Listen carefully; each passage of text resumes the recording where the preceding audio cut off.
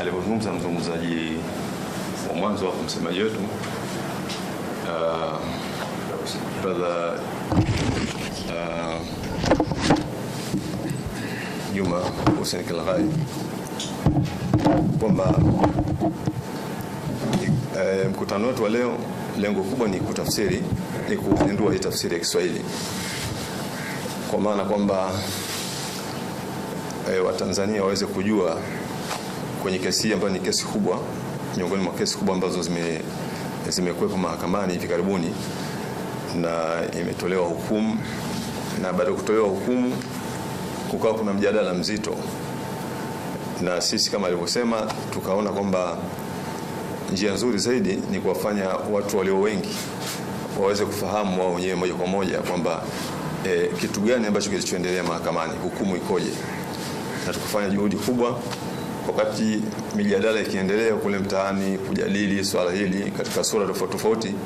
Sisi tuliona kwamba tujikite kwenye kutengeneza tafsiri ya hukumu ili kila mmoja aweze kusoma na kujua kile ambacho kilichoamuliwa na mahakama kuu ya Tanzania. Kwa hivyo lengo la kikao chetu cha leo ni hilo moja tu, la kutafsiri, la kuzindua hii tafsiri ya hukumu ya kesi kubwa ya kikatiba. Lakini maswali yametokea haya yanahusiana pia na ile shauri, na ni vizuri tukayajibu. Swali la mwanzo tunauliza kwamba baada ya hukumu hii kutolewa, hali ya uongozi wa Kiislamu hapa nchini kwetu Tanzania, mfumo wa uongozi ukoje? Ndio swali la kwanza. Mfumo wa uongozi hapa kwetu, mahakama imetusaidia kuweza kuonyesha ni mfumo wa uongozi wa Kiislamu ukoje, kwa sababu kihistoria huko nyuma Waislamu walikuwa na uongozi wa pamoja, walikuwa na taasisi nyingi, lakini hatimaye zile taasisi zilitengeneza taasisi mauvuli kabla ya mwaka 68 ambayo ilikuwa inaitwa East Africa Muslim Welfare Society. Kulikuwa kuna Jamii ya Islamia Tanganyika, Dodoma General Muslim Association, Arusha Muslim Association, yani kulikuwa na taasisi nyingi sana hapa nchini kwetu Tanzania kabla ya uhuru, na zilikuwa zikifanya kazi za maendeleo, zinajenga mashule, zinamiliki ardhi na kila kitu. Lakini pamoja na hizo taasisi zote, lakini walifika mahali sasa wakatengeneza umoja, yani jumuiya mavuli, ambapo hizo taasisi zote zikawa chini ya hiyo jumuiya mavuli. Hii sasa ilikuwa ni jumuiya mavuli kubwa ambayo ilikuwa inaitwa East Africa Muslim Welfare Society. Ilikuwa inajumlisha Waislamu wa Kenya, Uganda, Tanzania, Burundi, Sudan kwa ujumla. Kwa hivyo huo ndio uongozi ambao tulikuwa nao. Sasa mwaka 68 serikali ilivunja ule uongozi bila sababu, na kwa bahati nzuri hili limejitokeza katika shauri hili tulipokuwa tuko mahakamani. Majaji waliwauliza mawakili wa serikali kwamba waeleze sababu ambayo ilipelekea serikali kuvunja ile East Africa. Wale majaji walishindwa kupata majibu. Lakini pia mahakama ilikwenda kufanya utafiti katika tamko la serikali la mwaka 68 la kuivunja ile East Africa, kutaka kujua sababu ni ipi. Pia vile vile katika hukumu hiyo utaona maelezo ya mahakama, wanasema hawakuona sababu za kuvunjwa ile East Africa. Kwa hivyo walipovunjwa sasa ile East Africa, ule uongozi ukabadilika. Maana serikali ilivunja, halafu ikazuia zile taasisi zote zilizokuwepo, halafu ikasimamia kuunda BAKWATA. Baada ya kusimamia kuunda BAKWATA, ikachukua msimamo wa kutangaza kwamba hiki ndio chombo chenu Waislamu wote, mnataka msitake, hili ndio baraza lenu.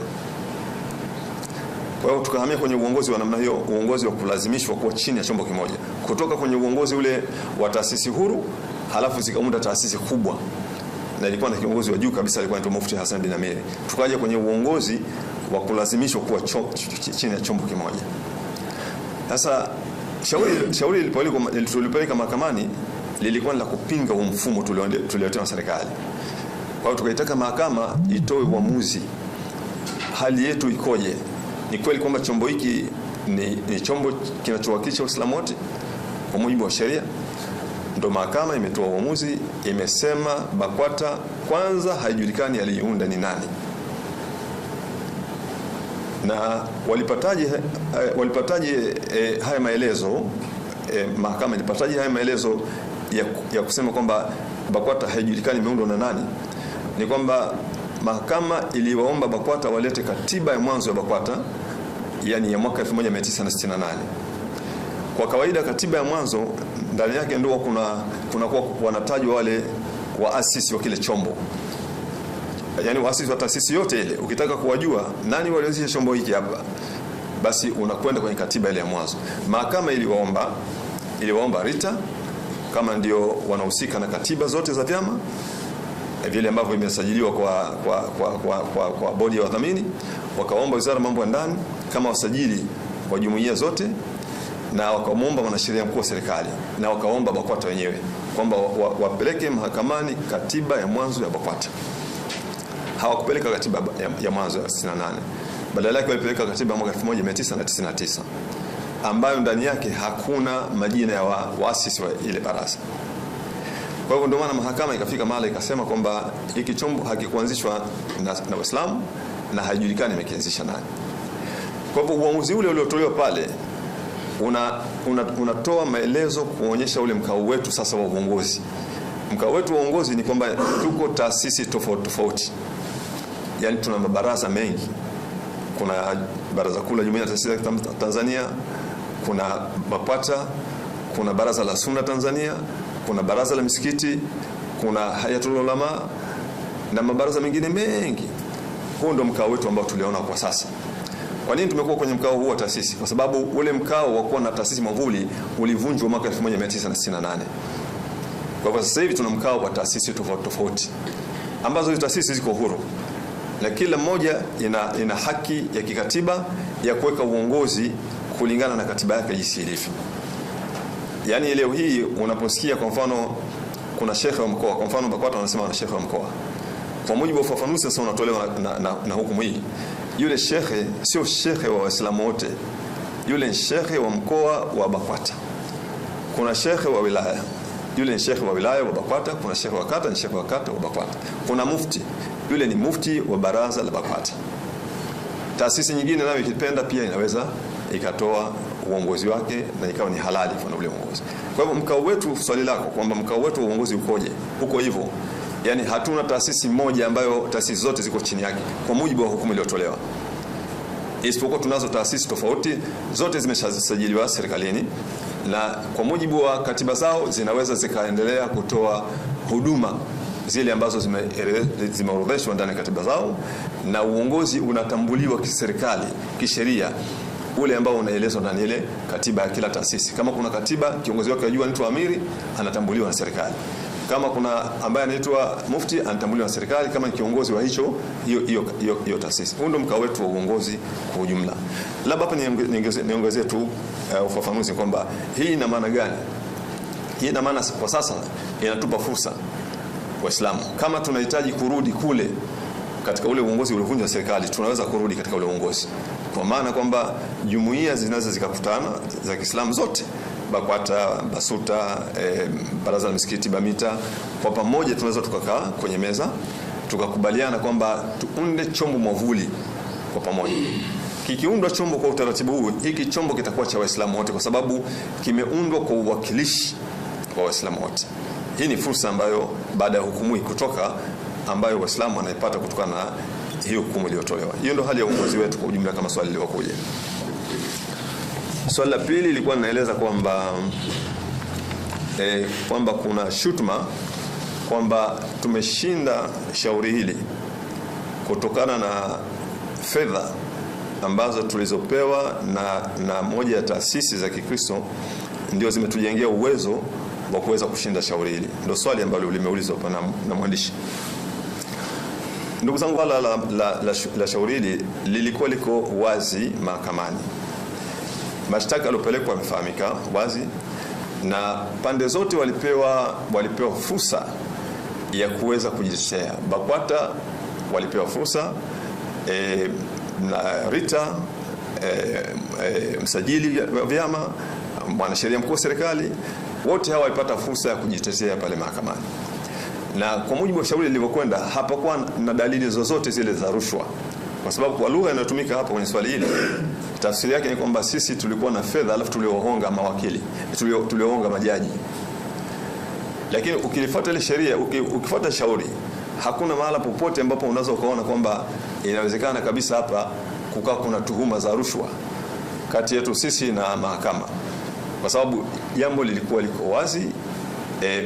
Watu walipewa haki zote BAKWATA na hawa serikali walipewa haki zote.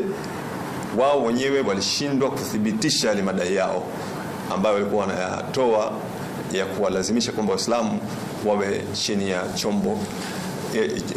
chombo kimoja ambacho ni BAKWATA. Na lazima tuelewe hapa ndugu zangu, katika shauri hili washtakiwa wakubwa ambao tuliwashtaki sisi ni msajili wa vyama Wizara ya Mambo ya Ndani. Hawa ndio washtakiwa namba 1.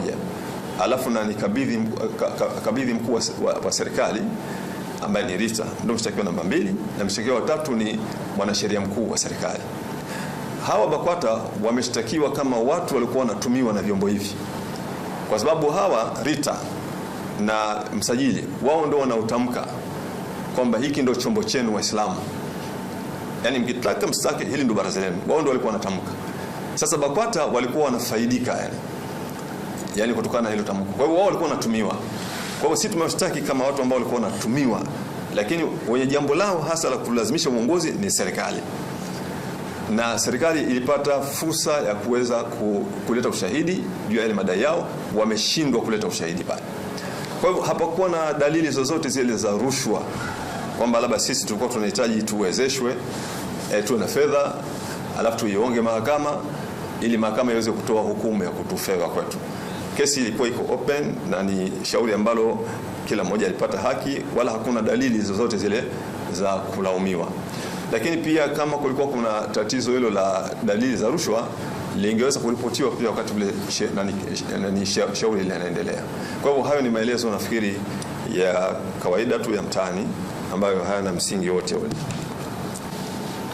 Swali zuri sana. Ndugu zangu, Waislamu wameishi katika kipindi kigumu sana toka mwaka 68 ilipoundwa BAKWATA. Miongoni mwa mambo ambayo wameishi na ugumu nayo ni BAKWATA kuendeleza kile kilichofanywa na serikali. Serikali ilinyang'anya mali za Waislamu alafu ikawapa BAKWATA. Tena iliwapa moja kwa moja kwa maana kwamba ni mali zao. Lakini BAKWATA wenyewe pia walianza huu mtindo wa kunyang'anya mali. Toka mwaka 68 wamekuwa wanavamia mali za taasisi zingine, wananyang'anya kwa nguvu kwa kushirikiana na vyombo vya dola. Hawa tuliwapeleka mahakamani, Rita, Wizara ya Mambo ya Ndani, wanashirikiana wanapora mali za Waislamu. Na nitatoa mfano mmoja kwa hivi karibuni. Kule Bugarama, mkoa wa Shinyanga, Kahama, wilaya Kahama, mwaka 2008 vijana walijikusanya kama kundi, vijana wa Kiislamu, wakawa wanatoa huduma kuwasaidia watu wenye shida, matatizo, wanawasaidia.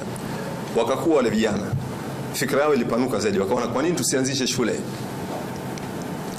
Kwa hivyo wale vijana wakanunua ardhi yao.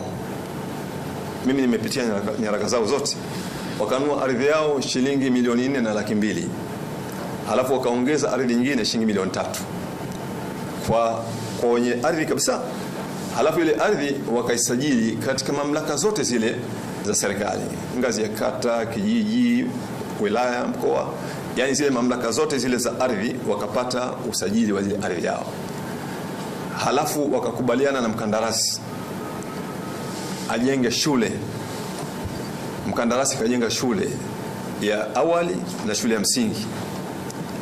Wakaenda Wizara ya Elimu, kamishna akawapa umiliki na umeneja, akawatambua, wakawa na rani ile shule.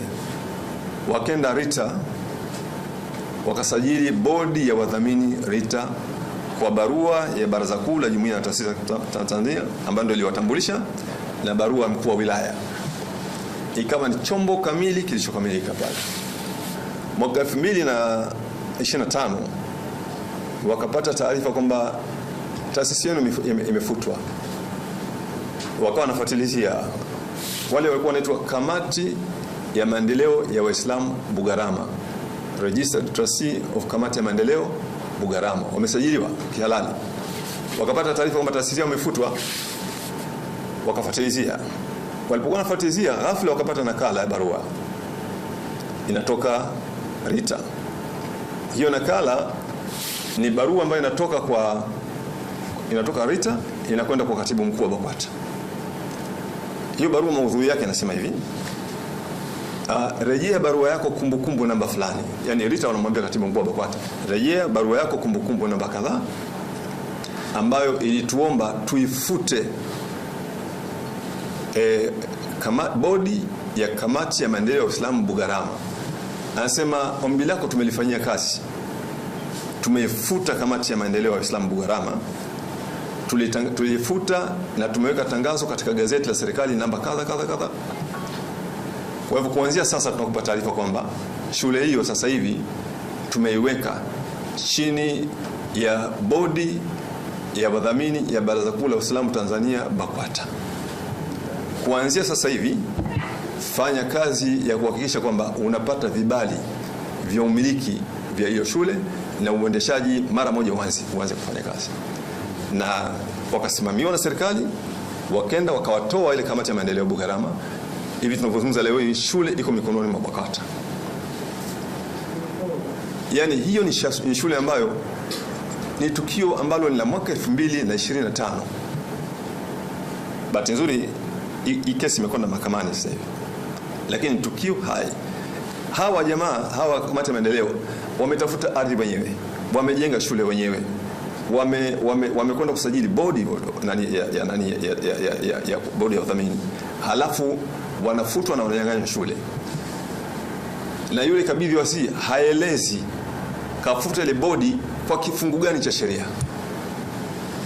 Na BAKWATA haya, na kupeni mfano ndo maisha yote ya BAKWATA. Huu mfano na kupeni wa Bugarama. Tunayo matukio namna mengi kabisa. Huu ni uporaji, hii ni dhulma, huu ni unyang'anyi.